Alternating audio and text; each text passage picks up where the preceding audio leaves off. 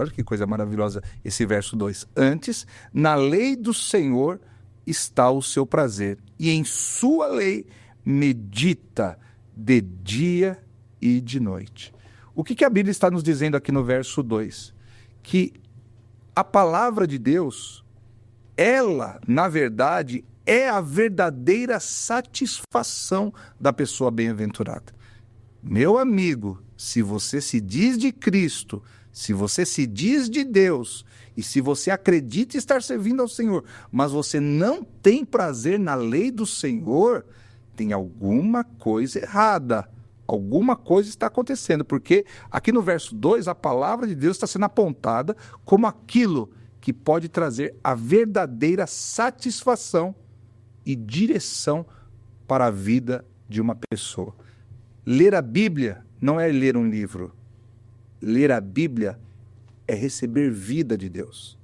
Lá no Evangelho de João, capítulo 6, versículo 63, Jesus diz assim: a carne para nada presta, é o Espírito que vivifica.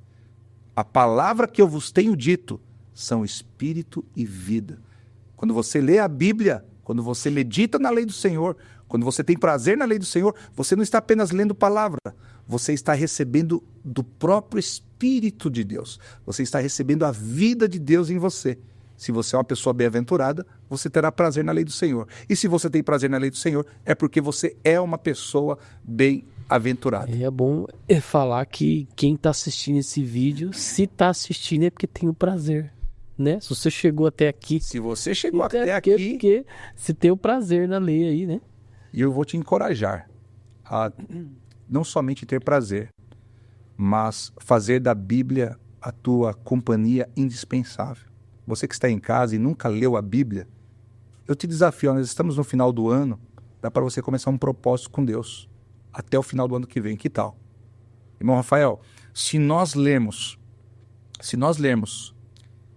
3 capítulos da Bíblia, de segunda a sábado, e 5 capítulos no domingo, nós leremos a Bíblia em um ano.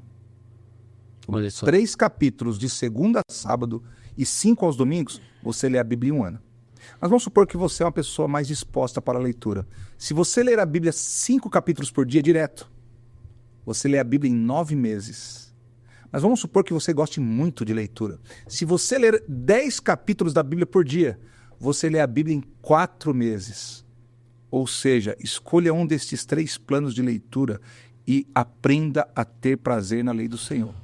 Pastor, eu queria aproveitar, qual conselho que você daria para uma pessoa que está começando a ler a Bíblia e ela diz que não entende as Escrituras, ela não tem o entendimento.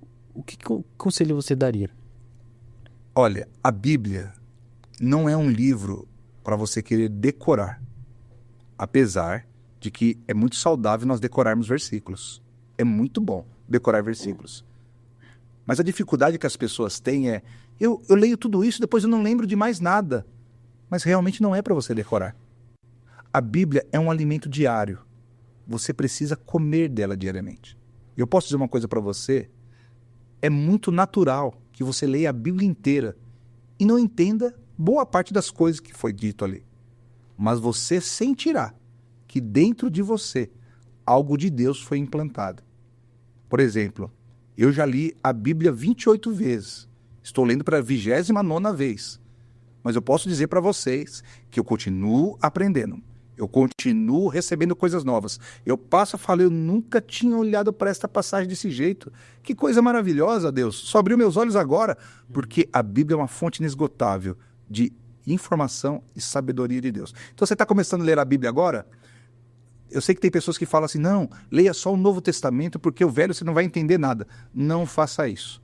Se o Velho Testamento está ali, é porque Deus o deixou também para exemplo nosso, conforme está escrito lá em 2 Coríntios capítulo 10. Essas coisas estão escritas para exemplo nosso, a quem fomos chegados o fim dos dias, ok?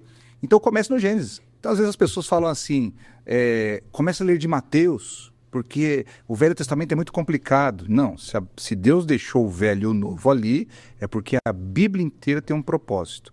Nós só podemos entender o Novo se nós lermos o Velho.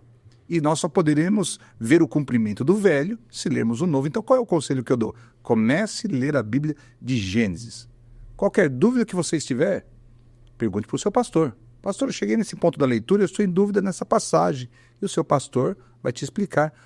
Tem pessoas que falam, não, mas eu não gosto de fazer essa leitura assim. Eu gosto de pegar um versículo e ficar meditando naquele versículo. Isso também é bom fazer. Mas a leitura diária não deve deixar de ser feita, porque ela vai te trazer conhecimento, um conhecimento panorâmico, global, da Escritura Sagrada do Deus que você serve. Aproveitando que a gente está falando sobre isso, é bom, pastor, uma Bíblia de estudo que explique aqui embaixo? Que isso me ajudou muito no começo. Boa pergunta. Uma Bíblia de estudo que vem com comentários no rodapé é bom? Eu aconselho você a não usá-la na sua leitura diária.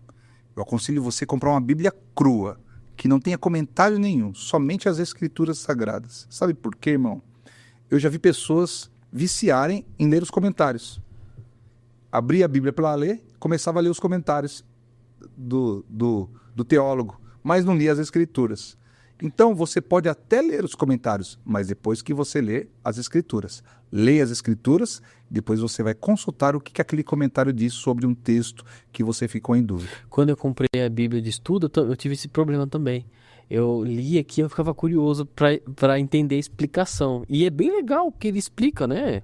É bem interessante. Legal. Só que no momento que você quer ali ter um momento com Deus ali de ler a Escritura, você ficar lendo o versículo e o comentário, eu acho que ele me atrapalha um pouquinho.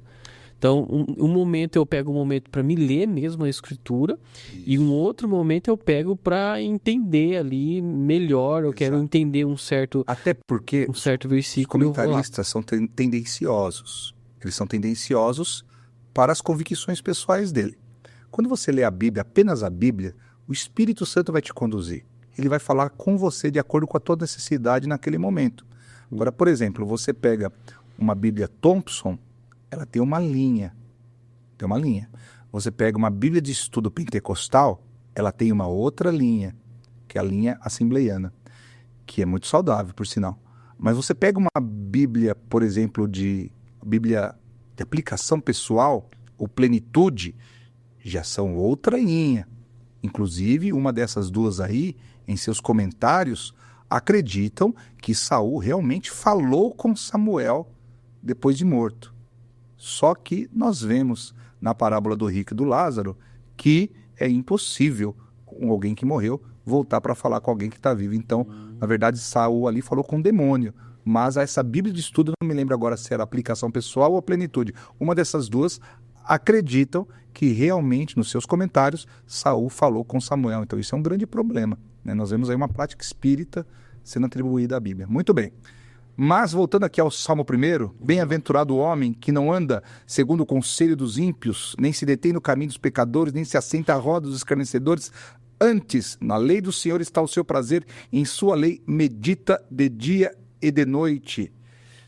Se a lei do Senhor, irmão Samuel, é isso que a Bíblia está dizendo, não for o teu prazer, então você ainda não sabe o que é ser uma pessoa bem-aventurada.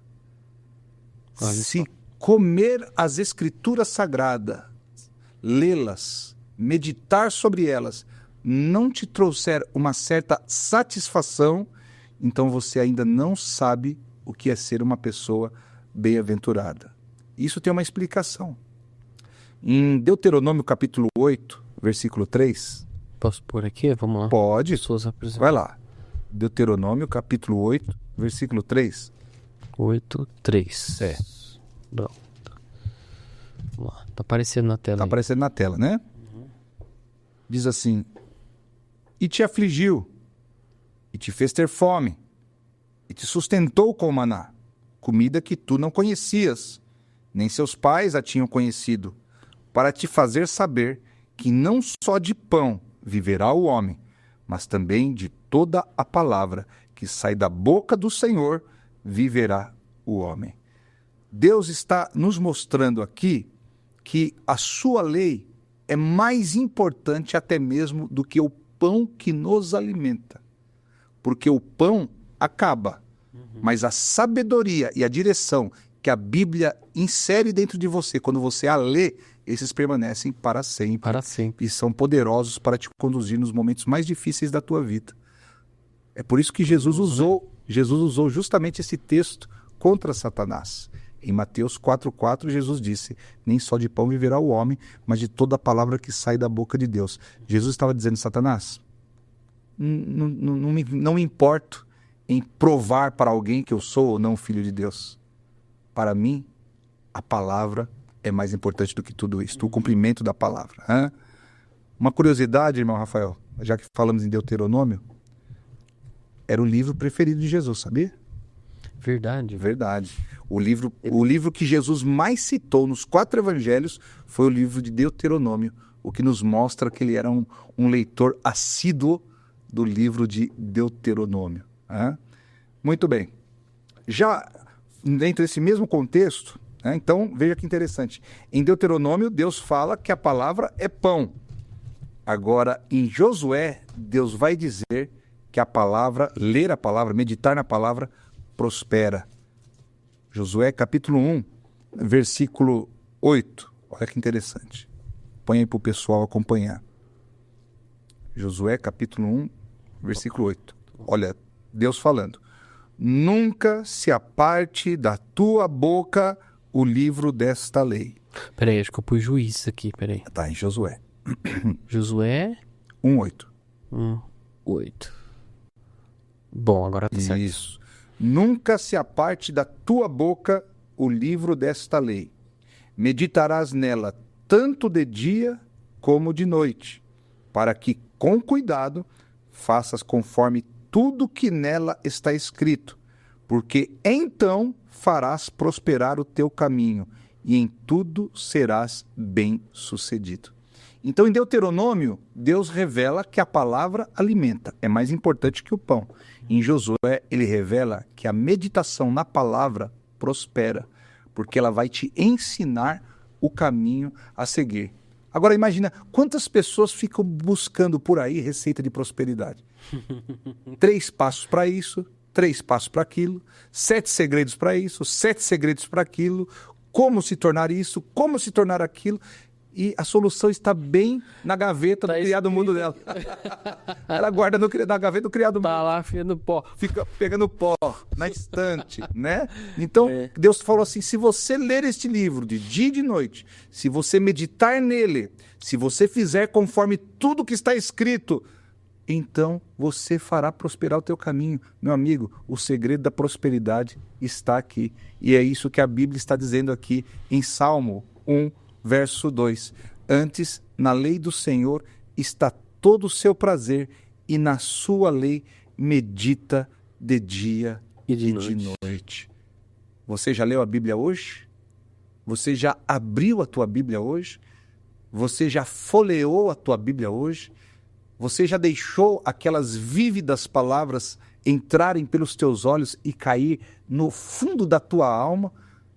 Você sabe que às vezes eu sinto assim eu vou usar essa palavra, uma agonia aqui no meu peito assim, e eu estou no meu dia a dia e eu falo: interessante, hoje eu comecei um dia com um bom tempo de oração, mas eu ainda estou sentindo essa agonia. Eu falo: minha leitura, não fiz a leitura ainda hoje.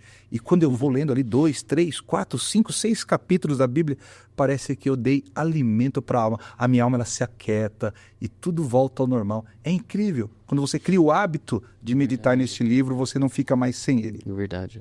Agora, a pessoa bem-aventurada, diz aqui no verso 3, será como árvore plantada junto a ribeiros de águas, que dá o seu fruto no seu tempo, cujas folhas não caem, e tudo quanto ele fizer prosperará. Olha a prosperidade de novo. Prosperidade de novo. Porque no anterior ele meditou de dia e de noite. Então no 3 veio a prosperidade.